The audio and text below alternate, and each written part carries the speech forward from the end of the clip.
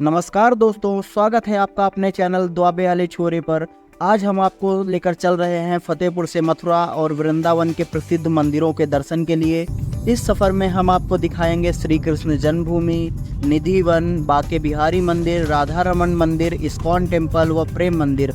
तो आइए हमारे साथ इस अद्भुत यात्रा पर चले। हमने अपनी यात्रा फतेहपुर से शुरू की है। फतेहपुर से वृंदावन की दूरी करीब 450 किलोमीटर है। इसे पूरा करने में लगभग 6 से 7 घंटे का समय लगता है। तो चलिए इस सफ़र का आनंद उठाते हैं।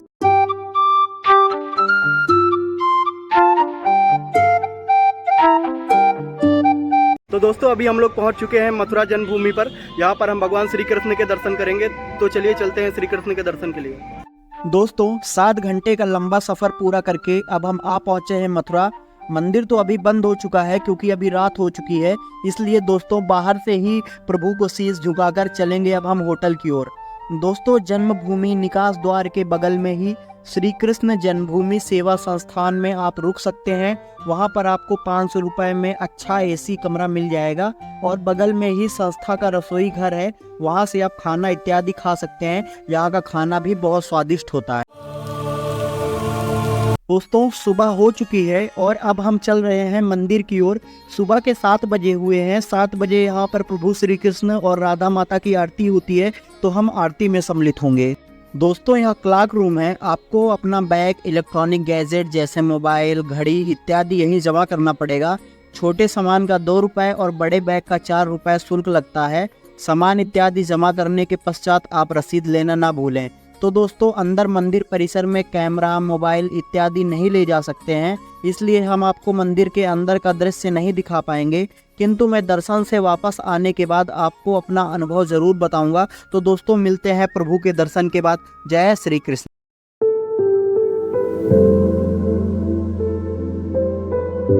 दोस्तों, दर्शन करने के पश्चात मैं बाहर आ चुका हूं। तो दोस्तों, मैंने सबसे पहले मंदिर में प्रवेश किया तो मानो यूँ लगा जैसे मैं प्रभु के द्वार बैकुंठ में आ गया हूँ। सबसे पहली मूर्ति जो प्रभु के जन्म के समय की है, वहाँ पर प्रभु की छवि रखी हुई है और साथ ही कारागार के आसपास जो सैनिक हैं वो सो गए हैं। यह देखकर मन इतना रोमांचित हो जाता है और यह दृश्य इतना अद्भुत है, मानो यूँ लगता है जैसे सब कुछ आंखों के सामने ही घटित हो रहा है। दोस्तों, इसके बाद हम आगे बढ़ते हैं तो मंदिर के ऊपर सीढ़ियों द्वारा छत पर आते हैं। यहाँ पर प्रभु श्री कृष्ण व राधा रानी की आकृतियाँ स्वयं से ही दीवार पर उभर आई हैं, प्रकट हो गई हैं। यह दृश्य देखकर रोंगटे खड़े हो गए। ये प्रभु की लीला ही है जो हमें आज भी उनके साक्षात दर्शन हो रहे हैं। दोस्तों, इसके बाद राधा रानी व श्री कृष्ण की मूर्ति है जो इतनी अद्भुत है और मन को लुभाने वाली है, मानो आपका हृदय प्रभु को निहार कर तृप्त हो गया है।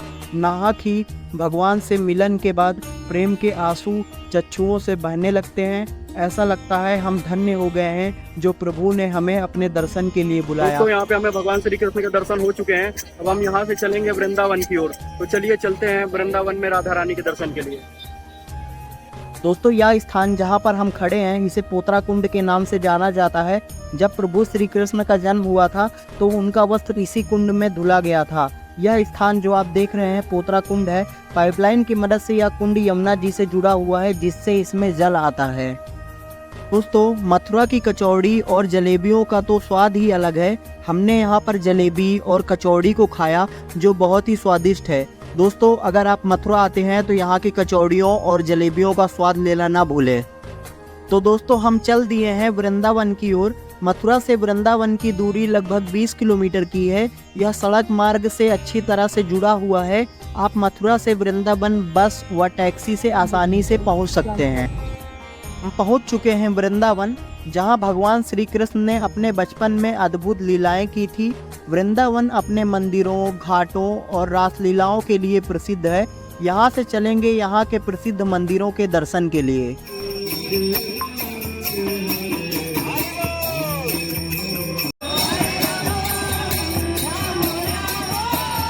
तो यहाँ सिर्फ देश से ही नहीं, विदेश से भी दर्शनार्थी यहाँ प्रभु के चरणों में आते हैं। उनके दर्शन पाकर भक्ति भाव में लीन होकर प्रभु का व्याख्यान करते हैं। दोस्तों हम लोग पहुंच चुके हैं बाके बिहारी मंदिर की मुख्य द्वार पर। अब यहाँ से चलेंगे बाके बिहारी के दर्शन के लिए। अब हम जा रहे हैं वृंदावन के सबसे प्रसिद्ध और जीवंत मंदिर में। प्रसाद, फूल इत्यादि लेकर आगे बढ़ते हैं। यहाँ भगवान श्री कृष्ण को बाके बिहारी के रूप में पूजा जाता है। इस मंदिर की सबसे खास बात यह है कि यहाँ भगवान की मूर्ति के दर्शन के दौरान बीच बीच में पर्दा लगा दिया जाता है, क्योंकि प्रभु की दृष्टि इतनी मोहक है, भक्त उनके मोह में खो सकते हैं। इस मंदिर के दर्शन करना एक अनूठा अनुभव है। दर्शन के पश्चात आपको एक अलौकिक शांति का अनुभव होगा। दोस्तों अब हम आ पहुँचे हैं बाके बिहारी मंदिर के अंदर। चलिए करते हैं बाके बिहारी के दर्शन। बाके बिहारी का स्वरूप इतना मनमोहक है। बोलिए बाके बिहारी लाल की जय। राधे राधे।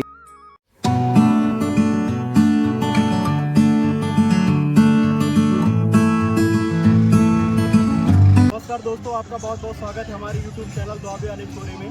आज हम ना ही काशी में हैं और ना ही संगम में। आज हम आए हुए हैं जहाँ पे बाल कृष्ण की लीलाएं पूरी हुई थी। आज हम हैं मथुरा और वृंदावन की गलियों में। तो अभी तो मैं फ़िलहाल वृंदावन के जमुना घाट पे हूँ।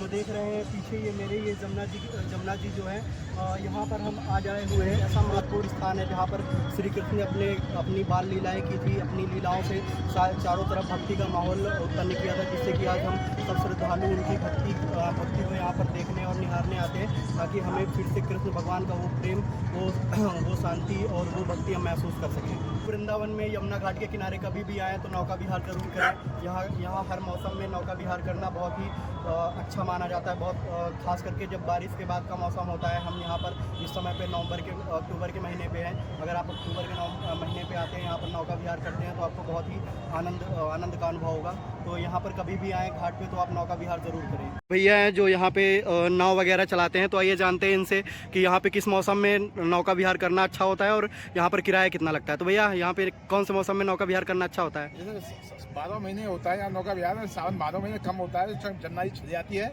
जी जी हाँ, इसलिए कम पानी, इस समय पानी कम है, नौका विहार अच्छा हो जाता है। अच्छा, मिनिमम 50 रुपया 100 रुपया होता है। 50-100 रुपये किराया है यहाँ का। और बहुत से नाजायज पैसे लेते हैं, उनसे कोई वो नहीं है, लेकिन मिनिमम 50 रुपया 100 रुपया।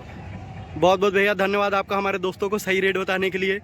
तो दोस्तों कभी भी यहाँ पे आएँ तो आप आकर नौका विहार करें, तो यहाँ का उचित रेट है 50 रुपये 100 रुपये, जिसमें आपको पूरा यमुना घाट पे नौका विहार कराया जाएगा। भैया आपका नाम क्या है? कन्हैयालाल निषाद। कन्हैयालाल निषाद है। अगर यहाँ पे कभी भी आएँ तो आप इनका नाम ज़रूर पूछ सकते हैं। ये आपको अच्छे रेट पे अच्छी तरह से यहाँ पे नौका विहार करवा देंगे। बहुत बहुत धन्यवाद भैया।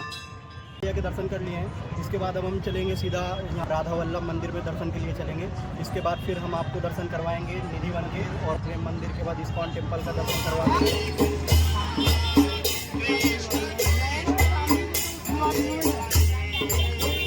हम पहुंच चुके हैं वृंदावन के सबसे रहस्यमयी स्थानों में से एक निधिवन। यहाँ मान्यता है कि रात होते ही भगवान कृष्ण और राधा रानी के साथ गोपियाँ रासलीला रचाती हैं। निधिवन की हरियाली व यहाँ के पेड़ इस स्थान को रहस्यमय बनाते हैं। इस स्थान पर रात में कोई भी प्रवेश नहीं कर सकता, और सुबह यहाँ के पेड़ों की शाखाओं को देखकर ऐसा लगता है जैसे रात में यहाँ कुछ अद्भुत घटित हुआ है। दोस्तों निधिवन में राधा रानी और अपने कृष्णा की मूर्तियाँ हैं, और गोपिकाओं की भी यहाँ पर मूर्तियाँ हैं। यहाँ राधा रानी को श्रृंगार इत्यादि चढ़ाया जाता है। इस रहस्यमयी स्थान में पहुँचने के बाद स्वयं ही आपको ऐसा लगेगा मानो यहाँ की हवाएं राधा कृष्णा पुकार रही हैं। तो दोस्तों अब चलते हैं आगे राधा रमण मंदिर के दर्शन के लिए।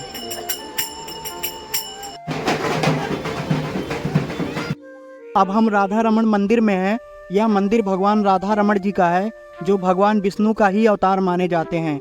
यहाँ की खासियत यह है कि इस मंदिर में स्थापित राधा रमण जी की मूर्ति स्वयं से प्रकट हुई है। यह मंदिर अपने दैनिक के अभिषेक और विशेष पूजा के लिए प्रसिद्ध है। राधा रमण जी को ही राधा कृष्णा का संयुक्त रूप मानते हैं, और इनका रूप निहारते ही बनता है। दोस्तों बाके बिहारी मंदिर, यमुना मैया, निधिवन व राधा रमण के दर्शन हो चुके हैं। मन अब भक्ति में रम चुका है। राधा कृष्ण का रंग चढ़ चुका है। हृदय में शांति है। अब हम यहाँ पे कुछ खरीदारी करेंगे, जिससे कि वृंदावन की यादों को सहेज कर साथ ले जा सके। लड्डू गोपाल को अपने साथ ले जाना ना भूलें, और यहाँ के पेड़ों को खाकर आत्मा को तृप्त जरूर करें। तो दोस्तों हमारी यह यात्रा आखिरी पड़ाव पर आ चुकी है। अब हम आगे इस्कॉन टेम्पल व प्रेम मंदिर को निहार कर अपने घर की ओर वापस चलेंगे। अब हम आ गए हैं इस्कॉन मंदिर, जिसे श्री कृष्ण बलराम मंदिर के नाम से भी जाना जाता है। यह मंदिर दुनिया भर के इस्कॉन अनुयायियों का केंद्र है। यहाँ कीर्तन और भक्ति के अनोखे वातावरण में डूब जाना बहुत ही मनमोहक अनुभव होता है। इस मंदिर का श्वेत संगमरमर से बना ढांचा बेहद खूबसूरत है।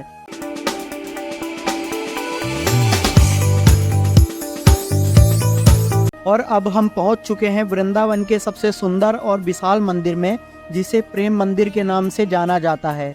इस मंदिर को जगत गुरु कृपालु महाराज द्वारा बनवाया गया था। यह मंदिर अपनी अद्भुत वास्तुकला और रात में होने वाली लाइटिंग शो के लिए प्रसिद्ध है। प्रेम मंदिर में भगवान श्री कृष्ण और राधा रानी की कई लीलाओं का चित्रण बहुत ही सुंदर तरीके से किया गया है।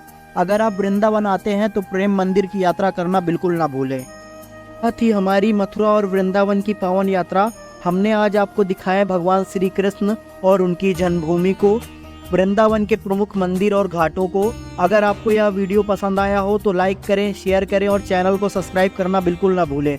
द्वाबे वाला छोरा आपको इस तरह की वीडियो और भी आगे लाता रहेगा, इसलिए बेल आइकन को दबाना बिल्कुल ना भूलें, जिससे कि आपको तुरंत नोटिफिकेशन मिल सके।